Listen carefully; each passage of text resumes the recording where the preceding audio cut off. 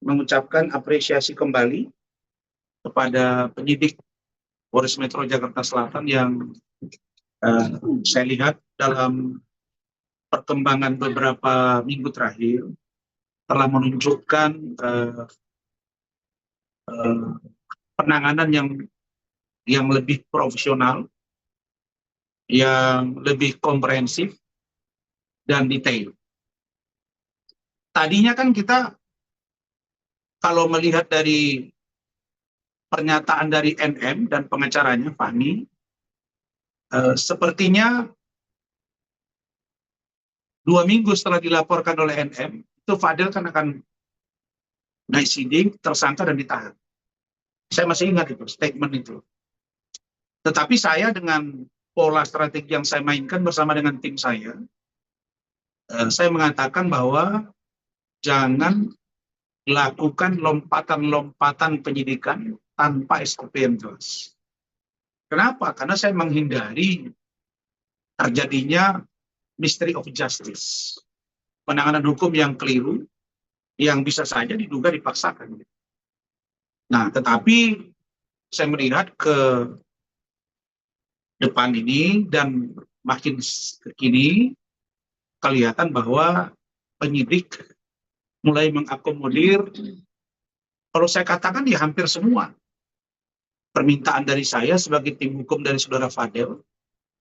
Misalnya saya meminta agar Loli diperiksa.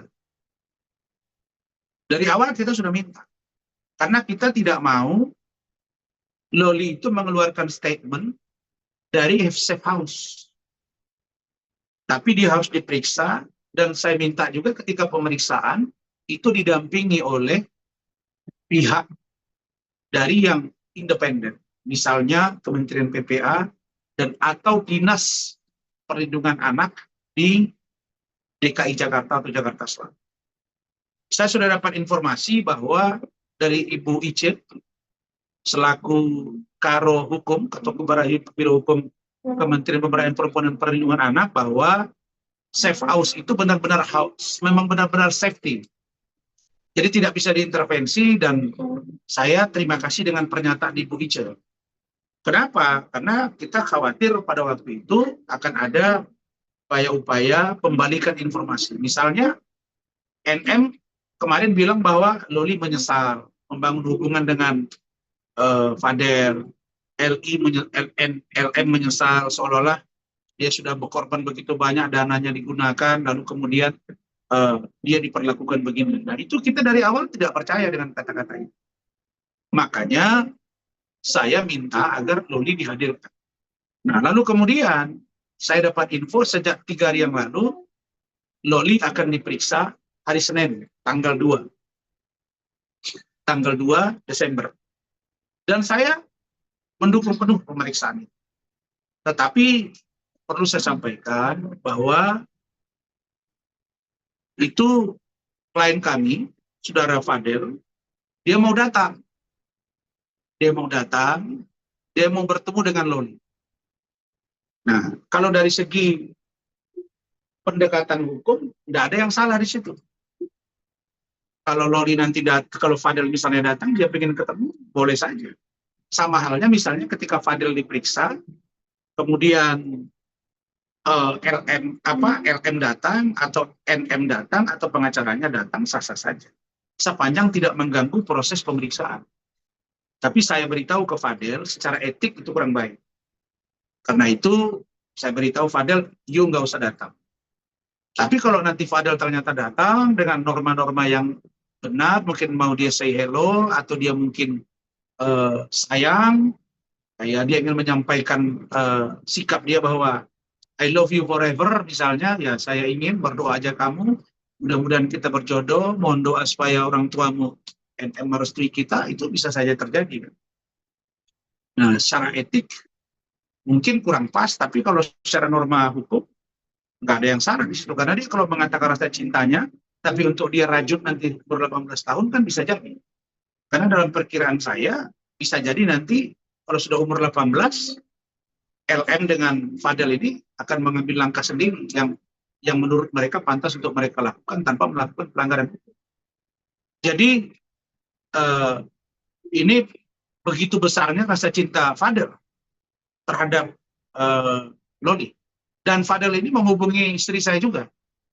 Dia minta izin meyakinkan saya supaya dia diberi ruang untuk bertemu.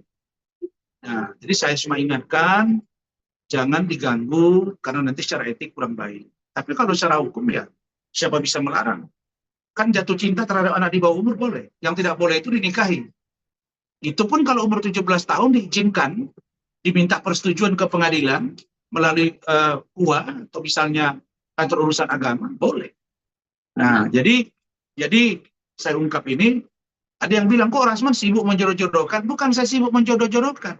Saya menyampaikan aspirasi dari seorang Fadel. Fadel itu menyatakan cintanya itu benar-benar sayang dan serius. Dia ngomong sama saya.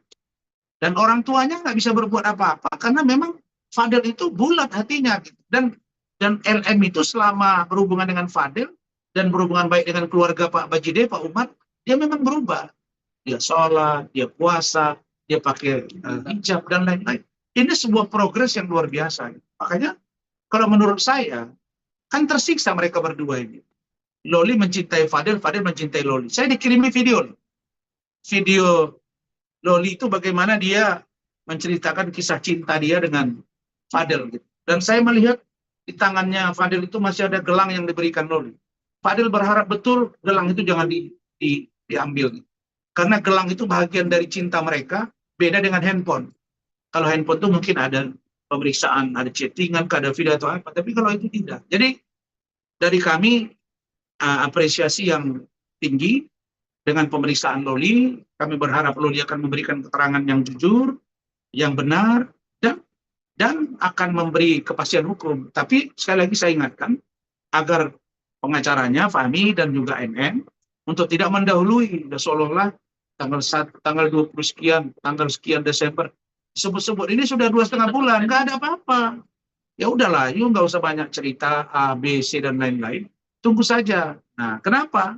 Karena saya baru dapat surat nih dari penyidik tentang saksi yang kami ajukan. Yang saya bilang dari awal, tolong periksa, dan penyidik mengakomodir. Sudah, nanti saya sampaikan suratnya apa. Itu pernyataan saya agak panjang tentang rencana pemeriksaan Loli di Polres Metro pada hari Senin, tanggal 2 Desember 2024. Begitu.